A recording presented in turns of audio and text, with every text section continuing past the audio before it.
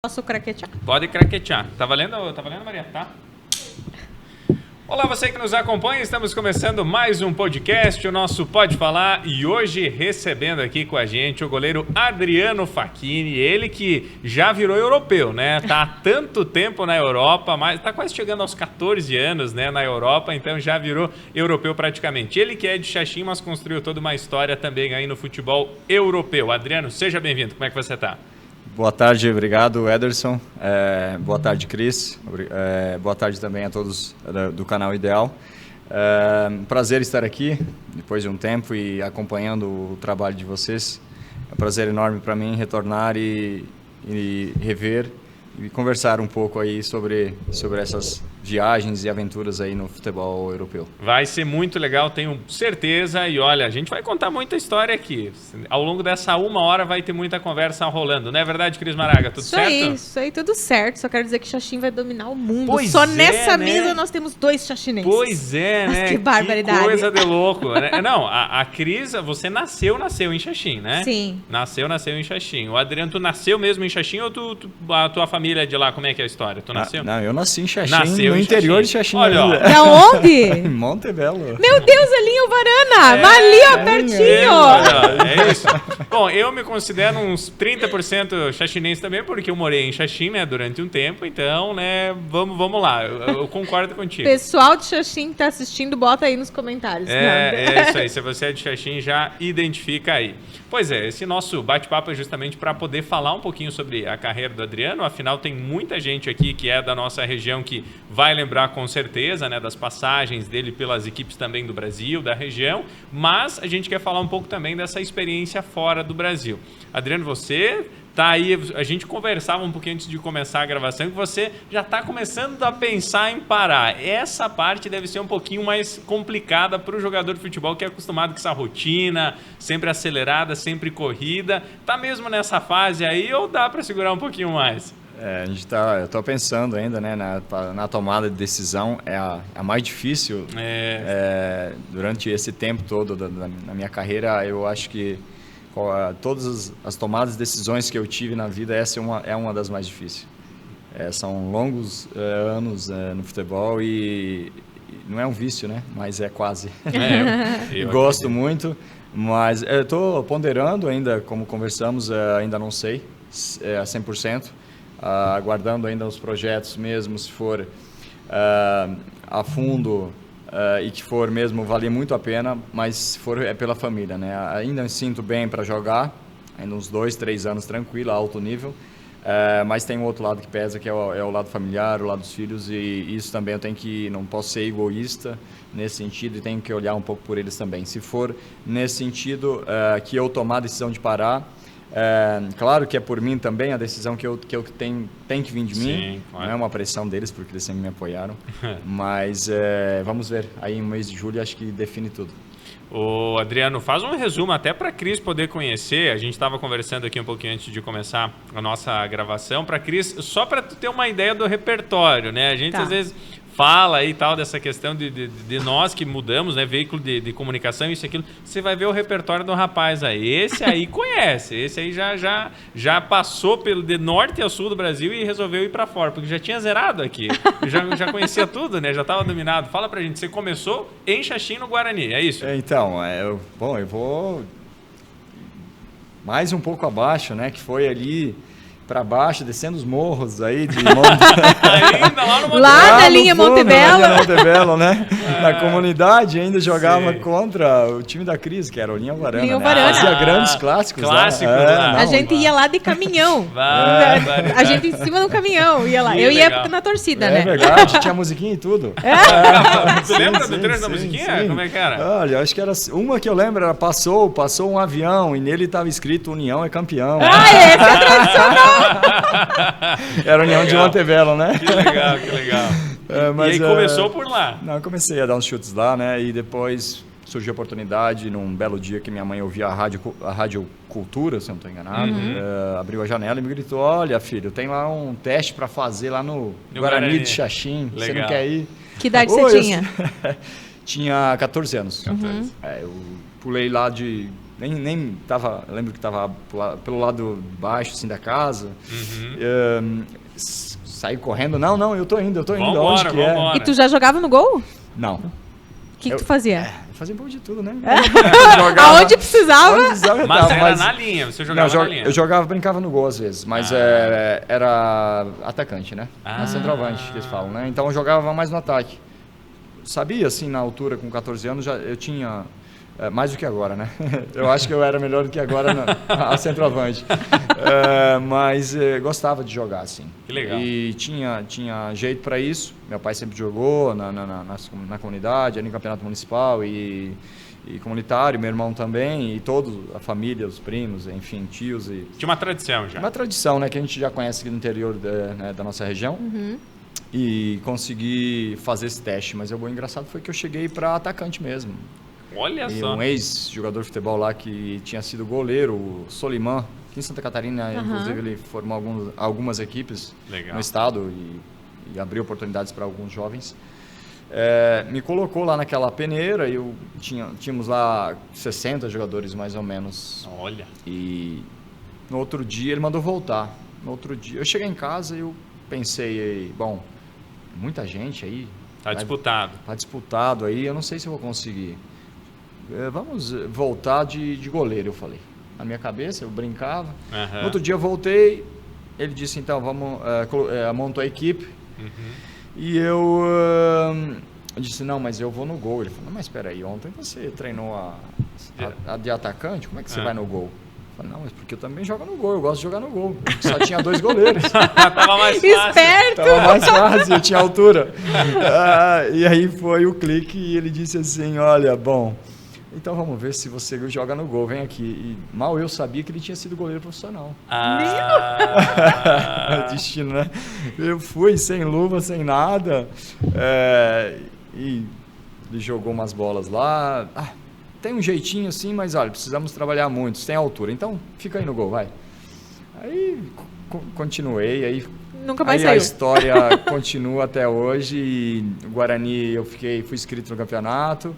Terminei o campeonato a jogar, ganhei uma luva na altura, acho que foi até do meu padrinho, se não estou enganado, de couro, aquelas luvas bem antigas assim, que se na chuva iam chamar o guarda-redes se chovesse de mão de alface, né, que não ia segurar nada, mas era bom porque era uma luva que durava muito, que era isso que eu queria, na altura, né? Tinha que... Naquela época, era bem difícil, mas foi engraçado e daí partiu...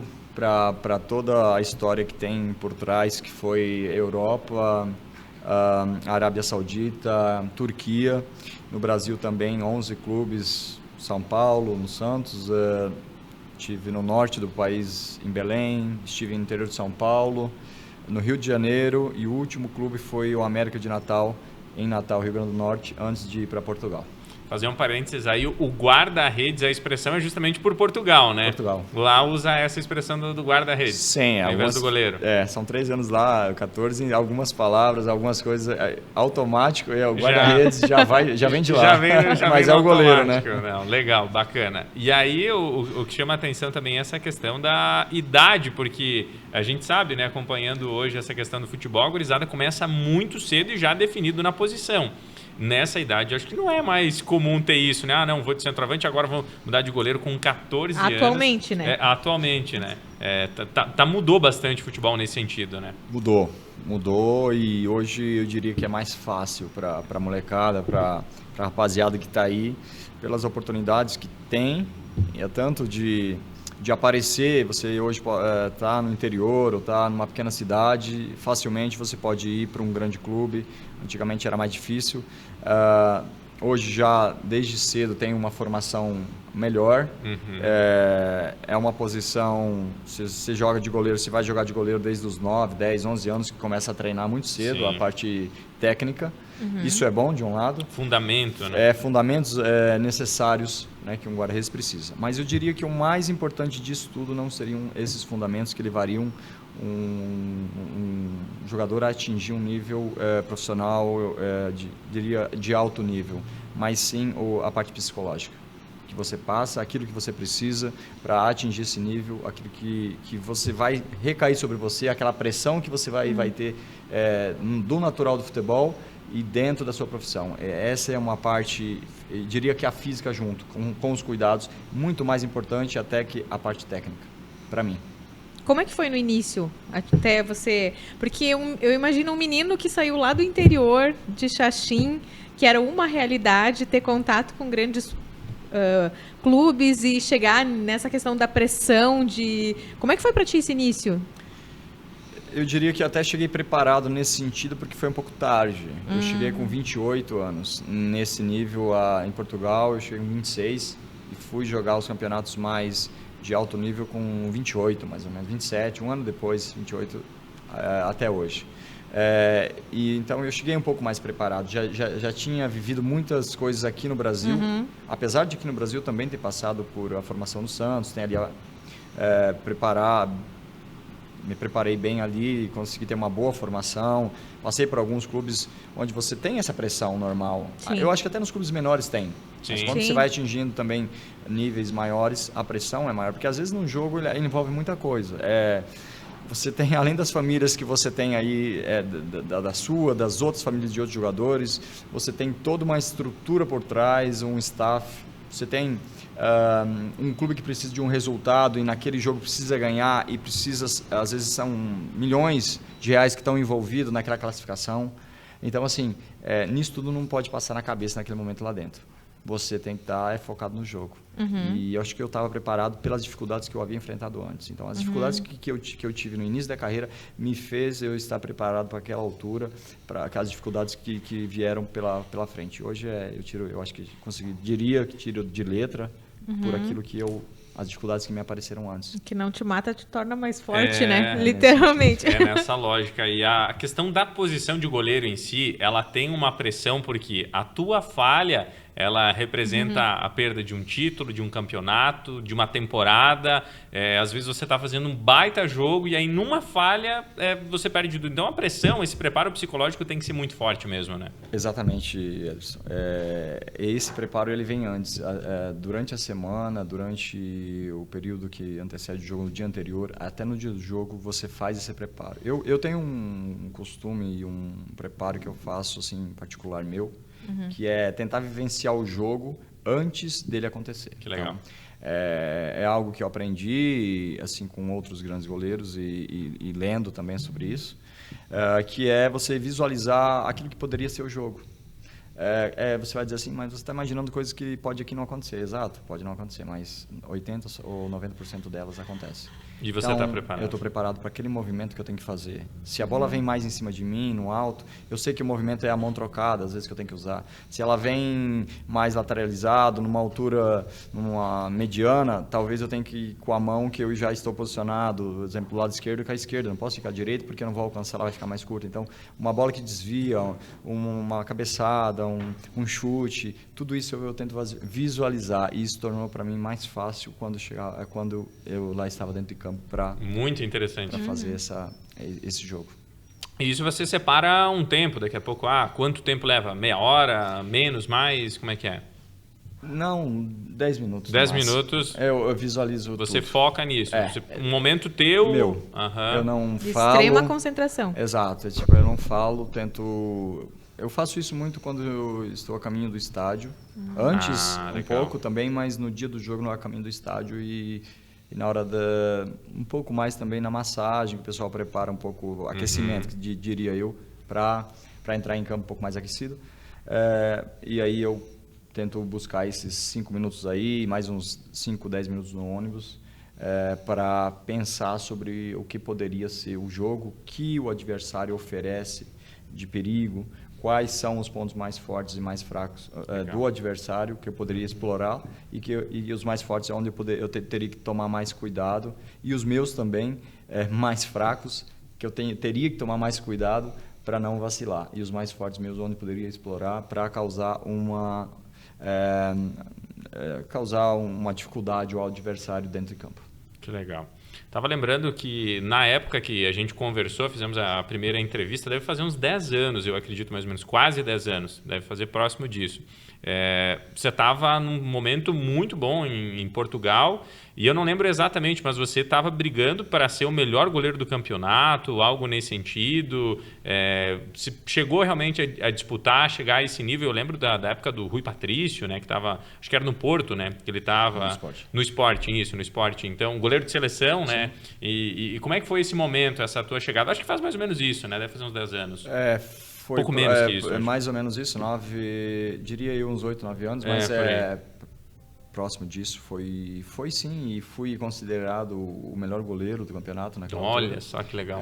O Rui Patrício, goleiro da seleção portuguesa do Sporting, na altura tínhamos o Elton, guarda-redes do Porto, também da Liga dos Campeões. Brasileiro. Tínhamos no Benfica o Arthur Moraes, que jogou na Chapecoense. Também com o Júlio César logo depois. Tivemos aí grandes goleiros no brasileiros também que lá estiveram. Posso falar também hoje do Ederson, que estava no Rio Ave. Não, é nome de goleiro, né? Tu perceba que é um nome de... O teu xará, né? Ele só caiu no Ederson errado, assim, sabe? Era pra ter sido eu um baita goleiro. Só porque tu não fez o teste lá do Guarani. Sim, pois é. Não, deve ter sido isso mesmo. Mas o Ederson, né, estava começando aí a despontar da seleção brasileira hoje também. E outros goleiros brasileiros que estavam em Portugal, e na altura foi muito prazeroso e fiquei muito feliz em ser reconhecido melhor goleiro do campeonato pela mídia portuguesa, pelo pessoal de lá, e o mais regular durante 2 ou 3 anos do campeonato português também. Nossa. Com os jornais esportivos, a Bola, o Record e o Jogo. Olha, isso representa muito, né? Você briga com grandes jogadores no sentido de brigar, você está ali disputando isso, eu falaria com o Hulk, com Adamel Falcão, com Moutinho, da seleção do Real Madrid, com quem mais eu diria, Alessandro da seleção brasileira, Danilo da seleção brasileira, outro do Real Madrid hoje, da seleção brasileira, o Casimiro na época, enfim, N de jogadores que estão ali nesse campeonato, que são de grandes clubes, e eu estava num clube intermediário, e para mim foi uma felicidade muito grande. Muito legal. Vamos pegar 8 e 80 da tua carreira até então. O que você lembra, assim, a defesa que ficou na história e aquela que talvez você tenha ficado mais chateado que, poxa, você não conseguiu defender essa bola? O frango. Ela quer ir pro frango. Ela tá dizendo, ficou mais chateada, mas é o frango mesmo. É melhor falar, né? Eu já tô acostumado com frango, não tem problema, né? O pai já tem bastante lá em casa, que ele trabalha com agricultura já. Todo dia eu vejo, se eu for pra casa dele, né? Não tem o que fazer, né? Quando eu tô, por acaso agora eu tava lá e tô lá, e aí eu vejo todo dia, né? Não tem problema. Então, mas, bom, vamos pelo frango mesmo, né?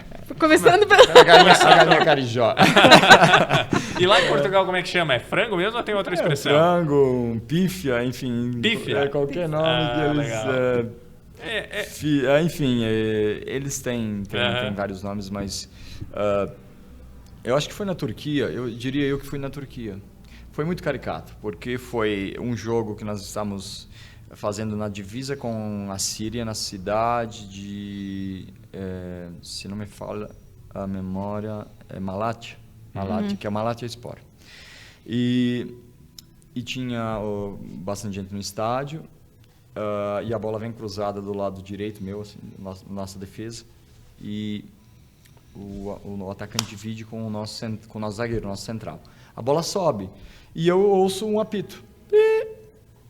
E os nossos jogadores também pararam. E eu parei. E a bola desce, eu falei, mas nem vou tocar na bola, né? Vou tocar para quê? Ela vai bater no chão, e foi falta. Realmente o atacante entrou um pouco mais forte no nosso zagueiro, mas escutamos aquele apito, eu parei, e a bola bate no chão e bate em cima da rede, dentro do gol, e o árbitro aponta para o centro. E ninguém entendeu nada. E aquele cri-cri. Todo mundo me olha.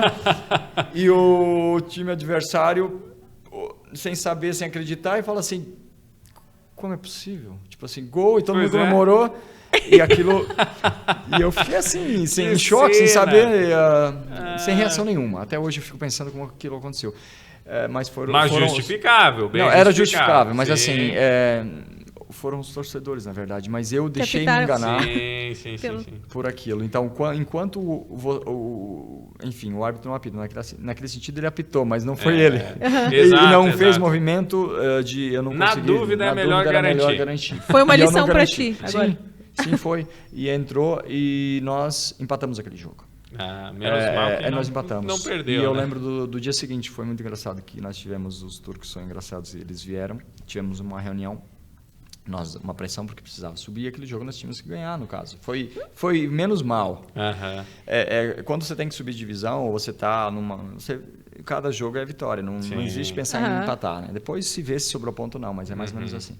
E eles vieram e teve uma reunião, e porque nós não poderíamos ter empatado o jogo, e eu deixei eles falar, tínhamos o tradutor, e eu falei, calma, gente, olha, é o seguinte, vocês ficam calmos, tá todo mundo tranquilo, eu disse, olha, só eu acredito na equipe que nós vamos subir, não tenho dúvida. Eu tô tranquilo, o que aconteceu, todo mundo sabe, foi algo que não volta a acontecer, o árbitro apitou, e sofremos aquele gol, depois os capitães da equipe vieram falar, e eu disse assim, ó, tô pronto pro próximo jogo, e para nós ganharmos o jogo.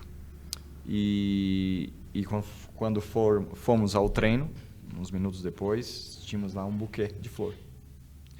E tínhamos lá um banquinho com um bonequinho, um rapaz, na verdade um menino e uma menina, um rapaz e uma moça, desenhado naquele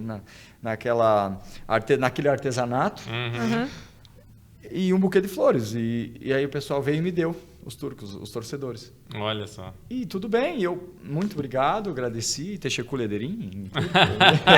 Algumas palavras. Algumas palavras. Çok teşekkür ederim. E isso muito tudo obrigado. É pra dizer obrigado? Minha nossa senhora. O Brasil é mais tranquilo, valeu. Mais tranquilo, né? Mas o pior foi enquanto cheguei em casa, né? Isso foi engraçado. E eu cheguei com aquele buquê de flor, com aquele boneco lá e os namorados, na verdade, era o dia dos namorados, talvez na Turquia, mas não, mas foi para me oferecer para dar um conforto. E só que daí a minha esposa me perguntou, mas o que é isso?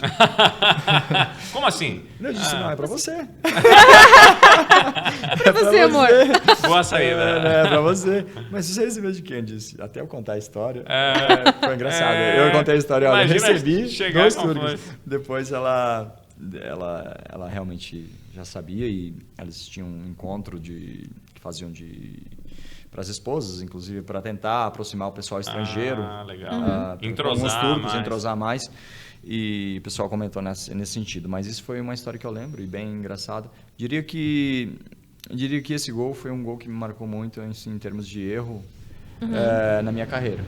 E defesa, assim, é difícil enumerar. Eu não diria que por ser tantas, assim, eu querer me achar, mas assim, houve algumas defesas importantes na minha carreira, em algumas decisões, mas eu escolheria uma que foi o pênalti defendido na Taça de Portugal, nas oitavas, contra o Rio Ave, onde nós passamos, foi o último pênalti, eu defendo, e nós fomos campeão da Taça de Portugal. Então, isso, depois dali nós conseguimos o campeonato em cima do Sporting. Isso significa, para quem no Brasil não conhece a Taça de Portugal, a mesma coisa que a Copa do Brasil aqui.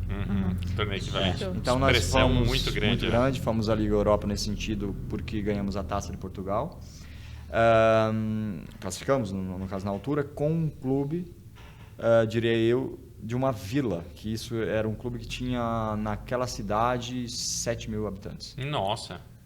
Porque Portugal é pequeno, né? Sim, tem 11 milhões de pessoas no máximo, mas é muito pequeno. Aquele clube era um clube de uma vila praticamente.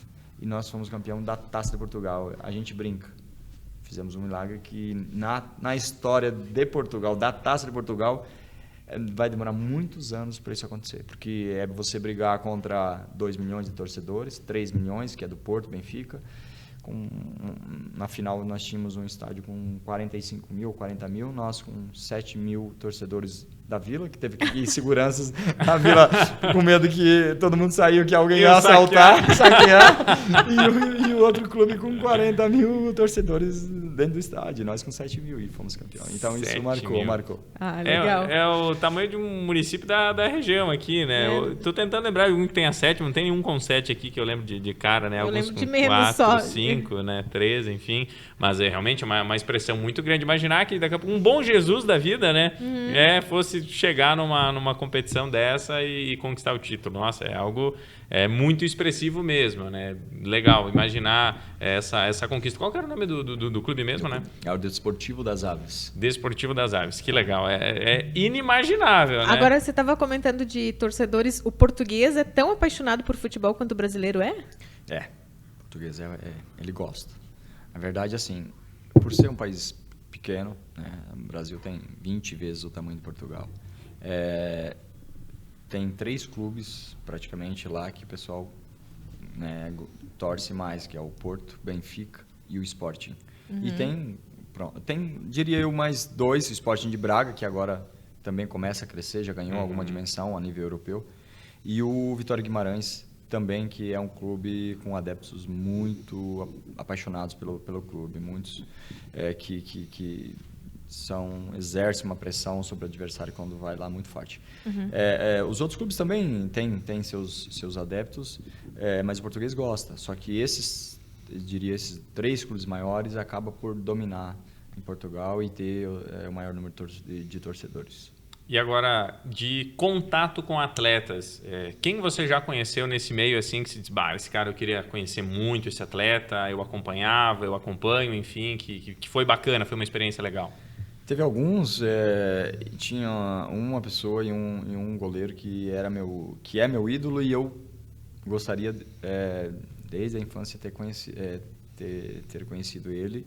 E conheci, fiz um voo, peguei um voo junto da Turquia para cá, que foi o Tafarel. Tafarel. Olha só que legal. Sua, Tafarel. Esse, para mim, eu dei o início, né, na Copa de 94. Quando eu falo da Copa de 94, eu estava com 11 anos. Eu lembro também da Copa. Então, ali, assim, aquela Copa marcou muito para mim. Claro.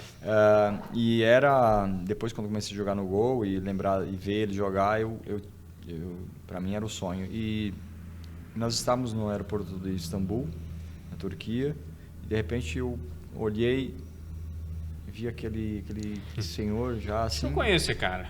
Conheço esse cara e pensei, bom, tenho que chegar para conhecê-lo, né? E eu fui chegando perto, antes de eu o cumprimentar, e ele, tudo bem, Adriano?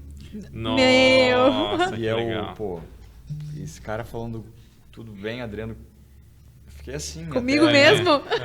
Mas ele é uma pessoa extraordinária, com uma humildade muito grande. Vive hoje ainda no futebol, na Europa e na seleção. E assim, dentro do futebol, todo mundo, não tem a pessoa, eu acho que não gosta dele. É uma pessoa muito respeitada. Lá fora, na Turquia, amada pelos adversários, inclusive, porque ele jogou no Galatasaray. Eu estive com o pessoal do Fenerbahçe há uma semana, mais ou menos, que tem lá um amigo que está no Fenerbahçe.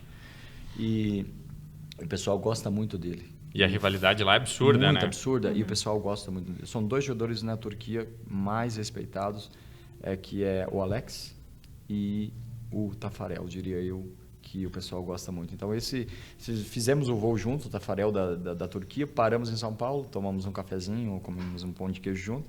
Depois eu peguei o voo para o Sul e ele foi para cá, para Chapecó, e ele ia para o Rio Grande do Sul, se não estou enganado, Santa Maria, Santa Rosa. E lembro até hoje, depois mantivemos contato, continuamos a manter contato até há uns 4 anos atrás, quando ele mudou o número, na verdade, alterou. Mas ainda temos um amigo em comum, e falamos um tempinho atrás sobre ele, inclusive que ele tinha viajado para a Inglaterra agora, um período passado. Mas assim, uma coisa que me marcou nele foi a humildade dele. Assim, um cara poderia tudo aquilo que ele viveu, né, se achar alguma coisa a mais. Não, ele veio me cumprimentando, não fugiu nada, nem fui eu que quando eu fui para cumprimentá-lo, ele já conhecia o teu trabalho também. Também porque acompanhava, ele estava na Turquia acompanhando. Mas ele parece ser muito gente boa. Já tem cara, né? Ele tem cara de uma pessoa, aquela pessoa que tu olha que parece ter muito gente boa. Isso é bacana, né? É mais um reconhecimento, né? É mais uma, né? A gente fala às vezes dessa questão dos títulos, das conquistas, mas você ter esse reconhecimento por um ídolo e um cara desse tamanho é aquilo que você poderia colocar como um troféu também, né? Ele acompanhava, né? Nós temos amigos em comum, treinadores de goleiro. Na verdade, que eu tenho amigos, treinadores de goleiro. Inclusive, treinou aqui na Chapecoense e treinou em grandes clubes no Brasil, que conhece ele. Legal. Então, ele acompanha os goleiros, obviamente. Na Turquia eu estava jogando naquela altura e estava acompanhando, sabia. Mas eu nem imaginava isso, né? Para mim, esse cara nem vai me acompanhar, ele vai olhar para outros lados. E clube do coração, isso já dá para falar assim, ou você queria mais reservar? Não conta, não sei o que, de criança.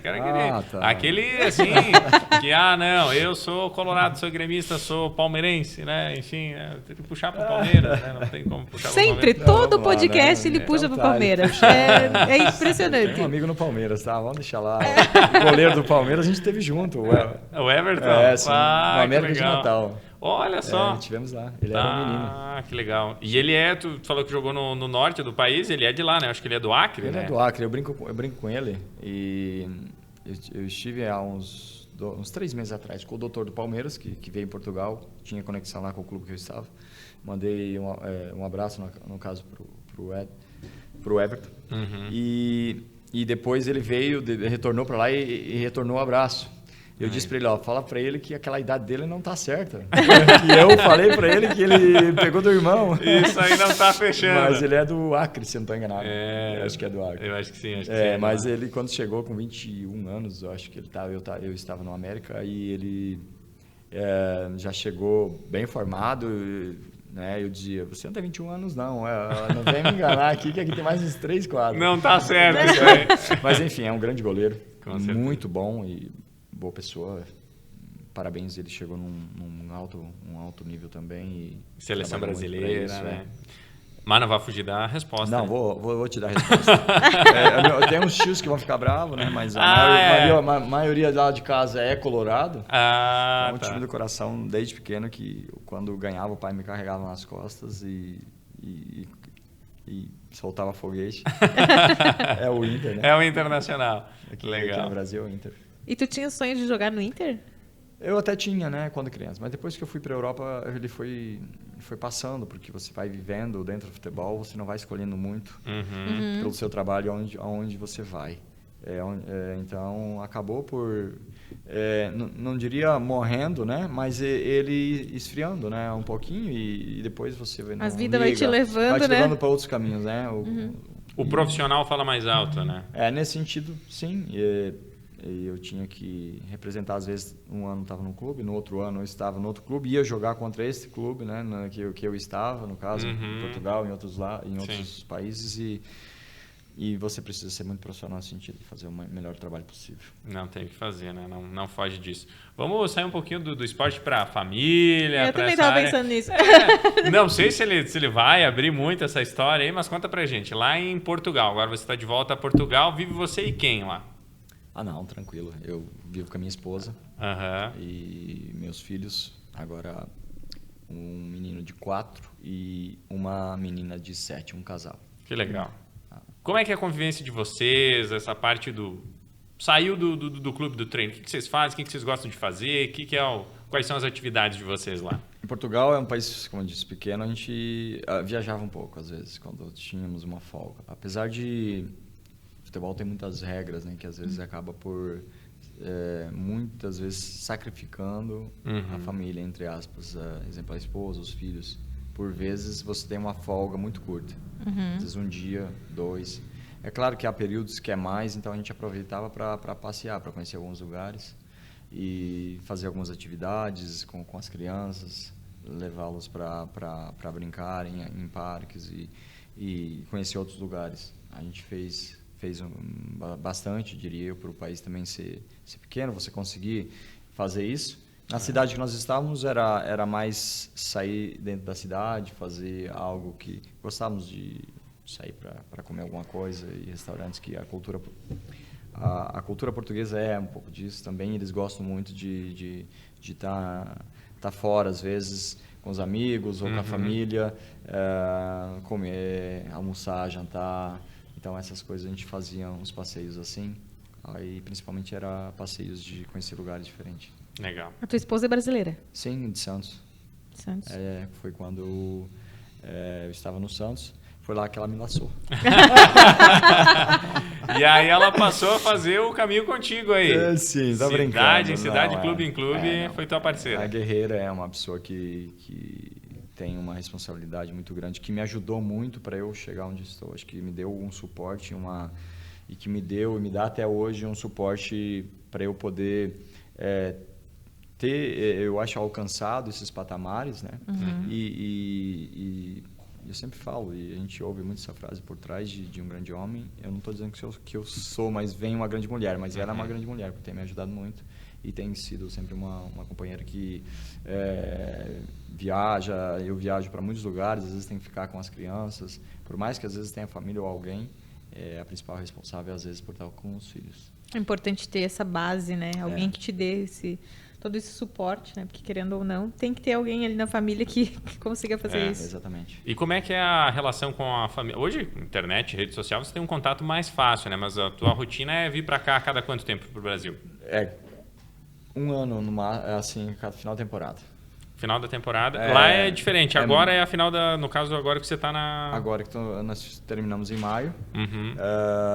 Normalmente, eu cheguei a vir no Natal, passei durante esses 25 anos que eu disse que eu saí de casa, na verdade, eu passei muito pouco Natal ou Ano Novo com meus pais e meu irmão, minha família aqui em Xaxim, acho que 3 ou 4, porque sempre estava em jogo, mas às vezes teve alturas que eu vim 2 vezes por ano, máximo que eu consegui vir. E normalmente é final de maio. E a família já foi para lá? Foi. Meu pai e minha mãe foi, meu irmão também. É engraçado que o meu pai foi para Portugal, assistiu o jogo lá em Portugal quando eu estava no Gil Vicente. E depois fizemos uma viagem à Itália, que na verdade a família veio da Itália, foi muito legal, minha mãe também. E o meu irmão foi para a Turquia. Engraçado que eu disse que ele é pé quente, porque quando ele foi no último jogo dessa subida de divisão que eu disse que eles me deram as flores lá, no último jogo. E valia a subida de divisão. Se nós ganhássemos, nós subimos. Ganhamos aos 38 do segundo tempo, fizemos o gol da vitória, e ele foi pra festa. Aí eu diria... Acompanhou. E o mais engraçado foi que o clube contratou lá quando fizemos a festa no canal de Bósforo, na Turquia, em Istambul, na verdade. E ele teve lá um barco que eles contrataram, fizeram a festa em cima do barco, então bem legal. E o meu irmão tá lá, tá no meio dos turcos com a minha cunhada, e com as fotos, todos no meio dos turcos, e todo mundo trouxe a família, ele era da família, foi junto, aí fomos pro hotel e comemoramos no meio dos torcedores, e enfim, eu disse para ele, vem mais vezes que você é cliente. Valeu essa, né? Valeu estar junto. Você falou aí da Turquia, fiquei imaginando essa questão de quantas viagens, né? Quantos países também que você teve a oportunidade de conhecer. Em termos de experiência para você, não falando enquanto atleta, falando enquanto pessoa mesmo, assim, o que você mais curtiu, assim, de conhecer, que você achou bacana e tudo mais, assim, nessas suas viagens? Teve alguns países, a Europa a gente fez algumas viagens aí, na Europa conheceu bem. Eu diria que, assim, a Itália é um país que eu gosto muito, por ter a ascendência italiana. A Itália é um país que eu gostei muito de conhecer, é um país que me marcou. Outro país diferente foi a Arábia Saudita. Né? A Arábia Saudita. A cultura deve ser muito diferente, né? É muito diferente, né? Muito diferente. E um país que eu gostei bastante também foi a Bélgica, a Alemanha. Foram 2 países que eu gostei muito de conhecer, a própria Espanha, mas eu acho que a Bélgica e a Alemanha, pela organização que eles têm, foi assim, em termos eu diria, de convivência com as pessoas, eles são um pouco mais reservados. Então é mais difícil um pouco você entrar, ou pelo menos ali ter uma conversa com eles, é um pouco mais difícil. Até acontece. A Itália são mais não no sentido dados, mas são mais calorosos, né? Mais calorosos, né, nesse sentido. Espanha também não muda muito de Portugal, a Bélgica muda um pouquinho, mas foram alguns países, eu não diria eu, mas talvez uns 25, 30 países que eu conheci, que eu tenho assim por cima. Que legal. É um bom número, hein, Maraga? Podemos colocar isso aí de meta também, né? Nós estamos atrasados, né, Maurício? Quantos países, desculpa? Uns 25 ou 30 países. Vamos colocar 30 aqui, vamos arredondar para 30. Não, mas vamos colocar 30, mais ou menos. É que nós queremos colocar uma meta. Mas teve uns países diferentes, e, na verdade, que eu esqueci, né? O Egito, eu fui, estive lá 10 dias, né, nas pirâmides ali perto, ali, olhando para as pirâmides na pré-temporada, diz outro, na preparação, né, para o campeonato. Teve também no Bahrein, uma pequena ilha ali que depois da Arábia Saudita, muito, muito organizado também. Diria um país também que me marcou, talvez, foi ali a Síria. Não pelo, assim, como é que eu vou dizer? Eu estive ali, na verdade, eu pisei na Síria, mas não pisei. Como eu diria, a divisa da Turquia com a Síria. Então você está ali, você pisou do outro lado, você está na Síria. Mas o que eu observei ali, nós vimos, era a destruição por causa da guerra. Está em guerra há muito tempo, né? Que aquilo estava. Então, assim, aquilo me marcou um pouco, de ver que a Turquia ali estava intacta, estava tudo normal, e daquele lado todo destruído. E era 1 metro, 2 que você praticamente tinha as fronteiras. Deve impressionar, E tem algum país que você morou que, assim, você tem enfrentado alguma dificuldade de adaptação, assim, por ser muito, muito diferente da realidade que a gente vê? Eu acho que a Arábia Saudita foi o país que mais eu tive dificuldade de adaptação. Eu fiquei lá 1 ano. Poderia ter ficado mais, depois eu acabei trocando e voltando para a Turquia. Mas eu tive um pouco de dificuldade lá. Por quê? Assim, pelo clima um pouco, calor, 50 graus. Nossa Senhora. Todo dia. Não reclama, Maria, viu? 50 graus. Então eu ia treinar. Como é que se joga? Eu ia treinar, é difícil. Eu lembro de uma história que nós chegamos lá, e isso, julho, normalmente é a apresentação na Europa, né? Menos no Brasil, o campeonato é diferente, no caso, o calendário. Lá, julho é a preparação. E eu cheguei na Arábia 3 dias depois. O Fran Verkauteren, que é um treinador belga, que foi da seleção belga e jogou em grandes clubes, nos colocou para fazer um teste. Esse é o teste que os jogadores não gostam, que é o ioiô. Você vai e volta. A parte cardíaca exige muito da parte física. E era 9 da noite, estava 40 graus. Nossa! É brincadeira. De dia não tem como fazer. Não, morre, só até as 10 da atleta. manhã, 10 e meia, 11 horas, dali em diante esquece. Depois, jogos à noite também? Não, é tudo à noite, 9, 10 horas da noite. Daí é quarentinha, né? Só 40 graus, daí é mais tranquilo, mas né? É muito engraçado. Nossa. Né? Depois no inverno, que eles chamam de inverno, durante o dia tá 27, 28, à noite tá 0 graus, às vezes. É bom, o organismo Adriano, só vou tomar liberdade de puxar um pouco mais próximo de ti aqui o microfone para captar melhor o teu áudio. Quer dizer, o organismo que lute, né, nesse caso, né? Como é que é isso? Não tem saúde que aguente, né? Como é que é essa parte até de preparação, digamos assim, no sentido de vocês recebem uma suplementação diferenciada para melhorar a resistência, a imunidade e tal, porque é uma variação muito grande de temperatura, né? Sim, recebemos muito. A hidratação ela tem que ter alguns elementos, né, na verdade, minerais dentro, que vai ajudar você a suportar isso, porque a desidratação ela é muito grande. Imagina. É engraçado, porque na cidade que eu estava, você não percebia que você estava perdendo peso ou emagrecendo se você não hidratasse bem. Mas bastasse um descuido de um dia para você ter menos 2 quilos. Nossa. Então eu tinha que hidratar muito. E a questão não é você hidratar, tomar uma água agora, 1 litro e esquecer, e depois ali, com 3, 4 horas, tomar novamente. Não, era aos poucos. E com os minerais que eles nos davam, e para poder ficar no organismo, poder ter essa força depois para o treino. Porque a questão só de você hidratar e não exigir não fazer um trabalho que exija tanto a físico, tudo bem. Mas nós tínhamos que fazer o trabalho físico. E era muito desgastante. Então, a alimentação tinha que ser muito, muito forte. Mas o engraçado é que os árabes têm a cultura, obviamente têm a cultura deles, e eles não se alimentavam da forma que nós se alimentávamos. E conseguiam fazer a adaptação.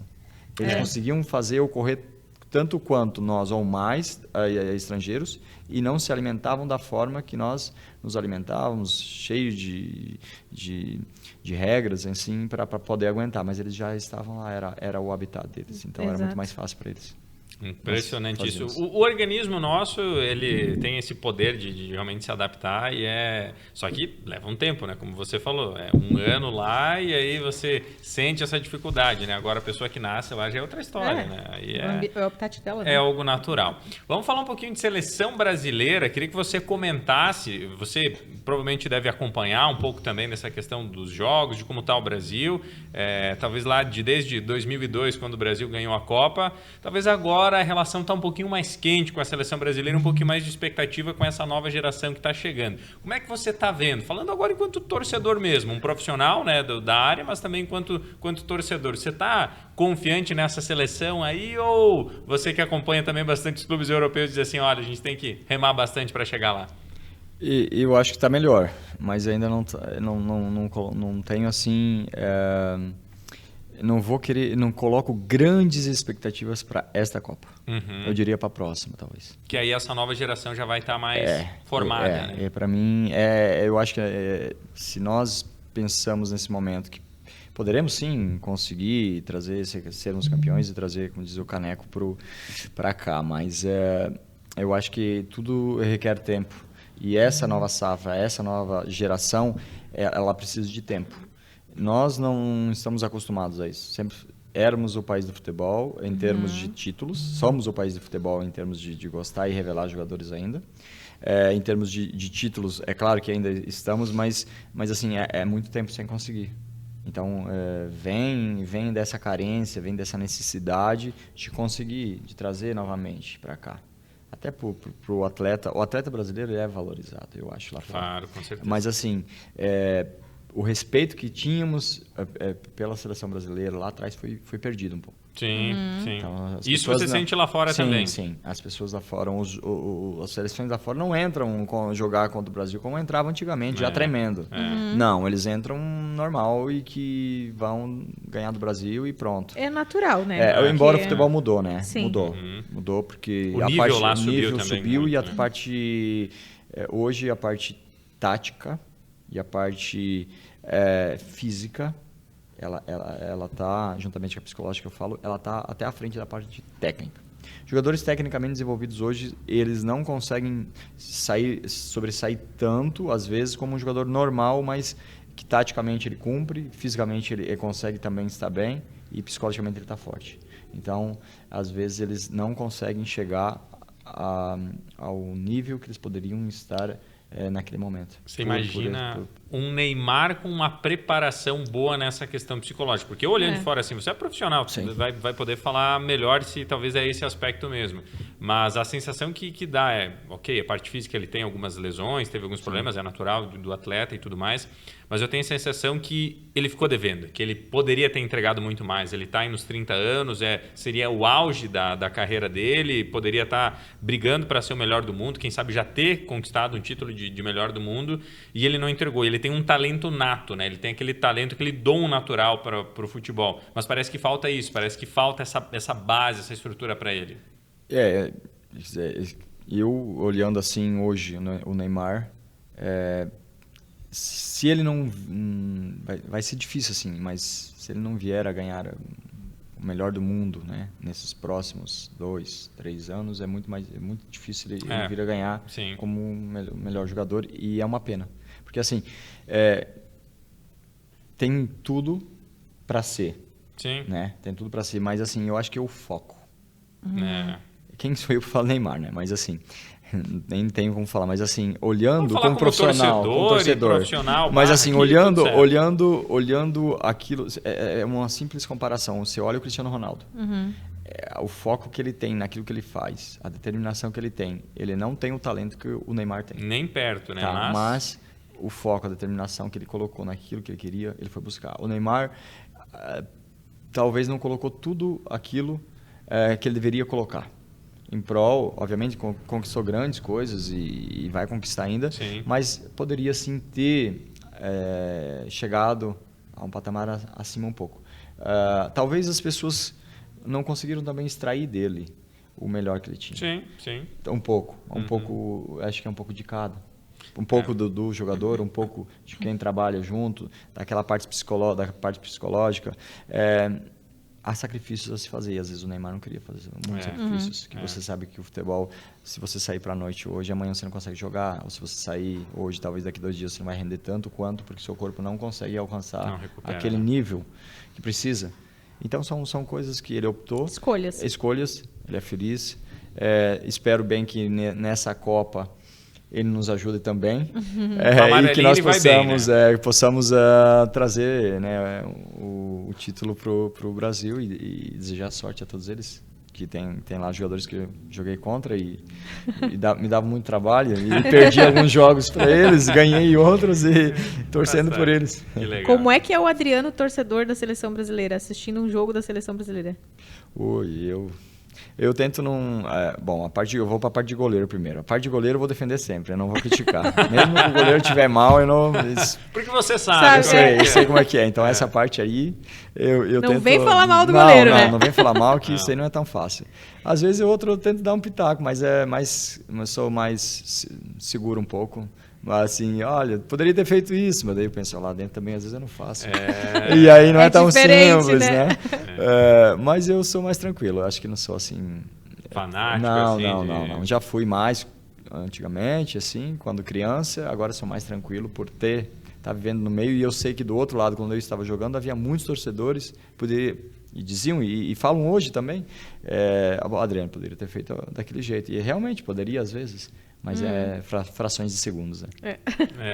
É só estando no gol para saber, né? Quem já levou uns par de frango assim também já sabe o quanto que é difícil, quanto é complicado. Eu sou do tipo que vê o vídeo de um goleiro tomando um frangaço assim, eu não dou risada, eu não acho engraçado. Eu olho assim, é complicado, isso aí é doído, é judiado. Você já tem empatia pela pessoa, né? Você coloca no lugar da pessoa. Eu já levei frango daquele de chutar a bola assim, com aquele que tu vai com raiva assim, errar o pé da bola e a bola entrando assim no gol, assim, quicandinho, assim, bem de boa, assim, nossa senhora, isso aí dá uma dor no coração, né, que não tem também. É aquele momento, né?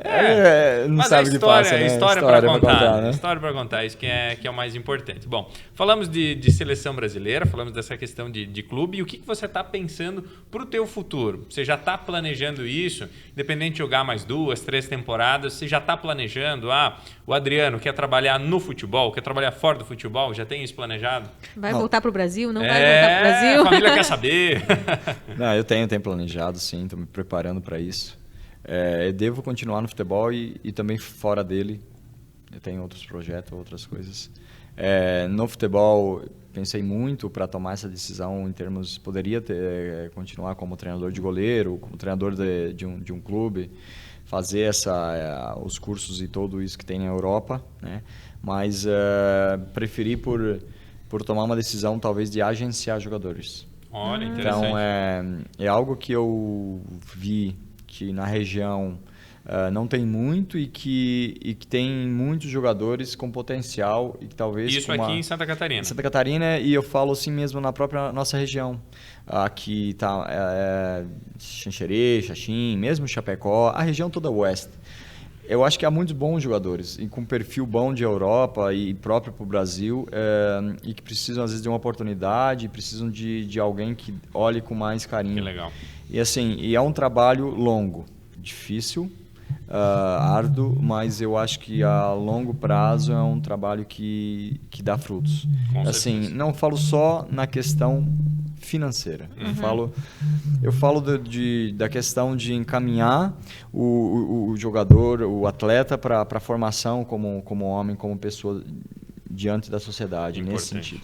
Importante, porque você tendo essa base, tendo essa vivência, você vai saber falar para o jogador, vai poder orientar e dizer para ele, olha, é por esse caminho, é por outro caminho, porque é principalmente para o jovem, né? Quando você fala, qual garoto que está jogando em algum clube da região que não tem o sonho de ir para a Europa? Você tem essa vivência, você tem esse conhecimento. Então, você sabe o caminho e, ao mesmo tempo, as dificuldades e os desafios que é chegar até lá, que não é do dia para a noite que as coisas vão acontecer. Então, passar essa experiência vai ser muito bacana, né? Sim, é isso que eu vou tentar passar e ser o mais claro possível com o atleta, né? Eu tenho, na verdade, hoje é um amigo, eu estou jogando, que faz a representação, né? Um amigo que jogamos junto há 10 anos atrás e hoje ele é agente esportivo e tem alguns jogadores aí na Europa, tem na Turquia, também no Fenerbahçe, que joga em outros clubes.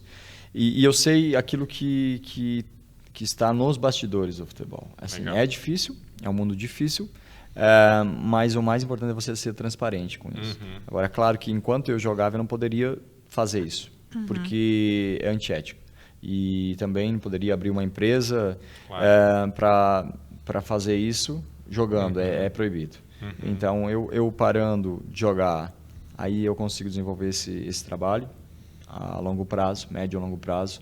Claro que a curto prazo ele pode também dar resultados, mas não é o resultado que eu penso é a médio a longo prazo, que é ver aquele jogador da onde ele saiu, daquele lugar, e dizer assim, olhar para lá e ver a felicidade daquela família, daquele pai, daquela mãe, sentir que ele realizou aquele sonho, que ele conseguiu, que ele buscou, que ele foi atrás e tentar empurrá-lo, ajudá-lo nesse sentido. Que é um pouquinho da tua história também, né? Tu viveu isso. Reflete um pouco a minha história, né? É claro que, como eu disse, é muito difícil, é um meio fechado, mas assim, há caminhos para isso, a gente conhece alguns caminhos, conhece pessoas, o network dentro do futebol, e era um pouco por aí que também eu usaria. Agora, tu tem 2 filhos, pequenos ainda. Como é que é o incentivo para eles, essa questão? Tu sonha que um deles se desenvolva também nessa área do esporte? Para o meu filho homem, eu acho que sim. Ele vai escolher o caminho que ele quer, mas assim, eu gostaria, se ele quisesse, eu teria total apoio por minha parte e também minha esposa, da família toda em fazer isso. Ele tem jeito, eu acho, já com 4 anos ali já quer ir lá já pegar umas bolas, eu acho que para goleiro já chuta. Puxando a brasa para sabe, né? Para goleiro. Ele vai ter uma altura que eu acho que vai. A genética puxa, né? Então, assim, vamos lá, devagarinho, tempo ao tempo, né? O mais importante é ele ser aquilo que ele quiser ser em termos de... para eu poder apoiá-lo em termos de carreira profissional. Mas, assim, ele gosta. Tem um sobrinho também que gosta bastante, e os dois têm quase a mesma idade. Então eles ficam brincando. Agora acho que eu vou ter que puxar mais agora, começar os treinamentos já. Uma pré-temporada. Acelerar. Deixar passar esse inverno, porque esse inverno é rigoroso, é muito difícil, né, para as crianças. Mas depois acho que vai dar para puxar essa pré-temporada. Mas brincadeira à parte, eles pedem às vezes para jogar. Meu filho fica brincando, papai, quando é que eu posso jogar no seu estádio? Então, eu vou jogar no seu estádio. E ele viu, apesar de ter 4 anos, eu fazendo alguns jogos em alguns estádios, apesar da pandemia que atrapalhou um pouco também, 2 anos aí que não havia público. E minha filha também assim gosta um pouco, mas ela não é tão chegada como ele, né? Aí não vale forçar. Não, nem forço, né? Ela tem as brincadeiras dela, de vez em quando ela vem brincar lá, chuta. Papai, até chuto bem, eu acho que eu vou jogar. Daí ela diz, não, mas eu não tenho muito jeito, eu acho. Daí fica por assim. Tem que ser algo natural também, porque às vezes a criança ela vai desenvolvendo aquela responsabilidade de dizer assim, eu tenho que chegar no nível do meu pai, eu tenho que jogar com o meu pai. Né? Essa cobrança, essa pressão, ela é complicada para a criança também. Né? E é ruim. Não é saudável. Tem muitos pais que foram jogadores ou jogaram ou sonham que o filho jogue e exercem uma pressão muito grande sobre o filho que ele acaba não conseguindo chegar por causa da parte psicológica, fica uma pressão muito grande. Então, mais naturalmente, se puder auxiliar na parte de treinamentos, técnica, tudo bem, vai auxiliando, vai dando algumas dicas, mas o natural, que já tem que estar com ele, a vontade tem que vir dele. para conseguir realizar isso. Faz toda a diferença, né? Que aí as coisas vão acontecer, ele vai se dedicar, ele vai buscar a própria motivação para crescer e o resultado vai ser diferente, né? Agora eu quero saber se você vai fazer uma partida com o pessoal da segunda-feira aqui em Xanxerê, tá? A gente tem um futebol na segunda. Nós temos, inclusive, aí é um futebol do nível diferenciado. A gente vai ver se tu vai pegar a vaga, né, no gol. Primeiro tu vai ter que fazer uns testes ali e tal, para ver se tu vai tirar... disputar com o Moreira. Isso, se tu vai tirar a minha vaga ou a do Ricardo lá e tal. Daí tu vai passar por esse teste e depois tu pode ir pro jogo. Quem define lá é o seu Arno. O seu Arno ele deve estar com 65 ou 66. É ele que vai definir se tu vai ficar com a vaga ou não. Mas é um futebol diferenciado, tu pode ter certeza. Esses carinha que tu jogou de seleção ali, não muda muito ali. O futebol é Mas o mais nível alto. O mais importante vai ser a conversa lá e as dicas que eles vão dar. Sim, eu sim. vou, tá fechado, a hora que vocês quiserem. As dicas que eles vão Fico no banco e depois se precisar, esperando. vai A oportunidade. aquecendo, vai alongando. Exatamente. Ali, tá. E eu vou tentar entrar para voltar a história lá da infância de atacante. Tu quer? tá. Aí eu vou sair para comemorar. Se eu Viu? conseguir... A tua vaga tá garantida. Já até a minha vaga tá garantida, então beleza, vai ser melhor. Tô brincando, mas... Eu quero só ver se alguém vai chegar de olho roxo. Foi olho aquela vez? Olho roxo. O olho roxo. De novo. Não, o goleiro é isso aí, Normal, né? Tem aqui no... Uma pancada, o outra sempre vai levar. Eu já né? quebrei já aqui e nem parece, né? E não precisou de placa, ainda bem. Ficou no lugar com uma bola. É impressionante, né? O nariz? Não, aqui, a parte do rosto. Aqui, Meu não. Deus, o que tu teve mais de lesão? Já. Eu tive no início da carreira, mais quando eu estava no Santos, o escafoide, essa mão esquerda, que é um desses ossinhos aqui muito difícil de irrigação e para cicatrização, eu fiquei 11 meses para. Nossa. Foi a lesão mais longa que eu tive na carreira. E só mais isso, assim, de lesão. E uma do ombro, que foi 21 dias. Outras lesões musculares mais pequenas, assim. Nossa. E essa foi... Nossa, 11 meses Foi a maior. Poderia ter impactado até na sequência, no teu rendimento. Impactou um pouco no Santos, porque eu acho que poderia ter continuado no Santos. Foi nessa época, bem no início mesmo. Se eu poderia ter talvez atingido mesmo o profissional, já era profissional, mas com o profissional, com a equipe principal, né? Eu estava no Júnior, no Santos. Eu acho que isso impactou um pouco. É muito tempo, né? São para um atleta. E como é que é agora? Vamos falar um pouquinho, eu tô voltando um pouquinho na rotina de atleta, porque assim, isso aí. você vai ficar quanto tempo aqui? No Brasil? Se dá pra falar. Indeterminado. E como é que é a tua preparação? Você para tudo? Porque como é que você faz para manter o teu físico nesse período? Então, eu mudei um pouco daquilo que eu era antigamente. Antigamente, até os 32 anos, mais ou menos, eu vinha, descansava 15 dias, mais ou menos. Precisava mesmo, não fazia nada durante os 15 dias. Só descansava. E depois começava uma preparação, uma pré-preparação, na verdade, para iniciar os trabalhos lá da pré-temporada, mais ou menos assim, 60% a 70%, diria. 100% vai atingir o pico só depois de uns 3 meses, talvez, de trabalho. Fazia muito trabalho, né, um pouco de trabalho de ginásio, fazia um pouco de trabalho de ginásio também, trabalho de core e também de corrida, um pouco cardio, eu gostava de fazer. E também, de vez em quando, batia uma bolinha, ficava jogando uns joguinhos que a gente marcava também, com cuidado, às vezes, né? Assim, cuidado entre aspas, eu falo... Algumas divididas eu não ia e outras... Mas assim, se preservar, né? preservava.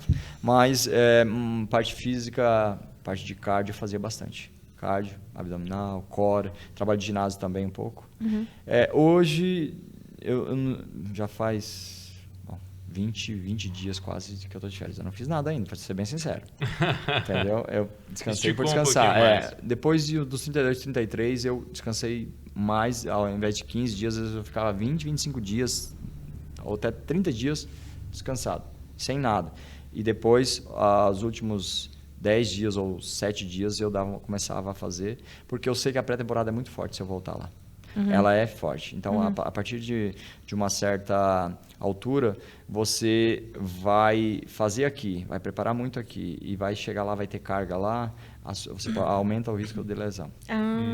Tem e um aí, propósito. para eu não aumentar o risco de lesão também, Na verdade, se eu colocasse muita carga, eu diminuía um pouco a carga o ritmo aqui, porque eu sabia que lá ia ser... É claro que não ia chegar do zero, né? Sim. Fazia ali 10 dias, às vezes de manhã à tarde, às vezes intercalava só um dia de manhã.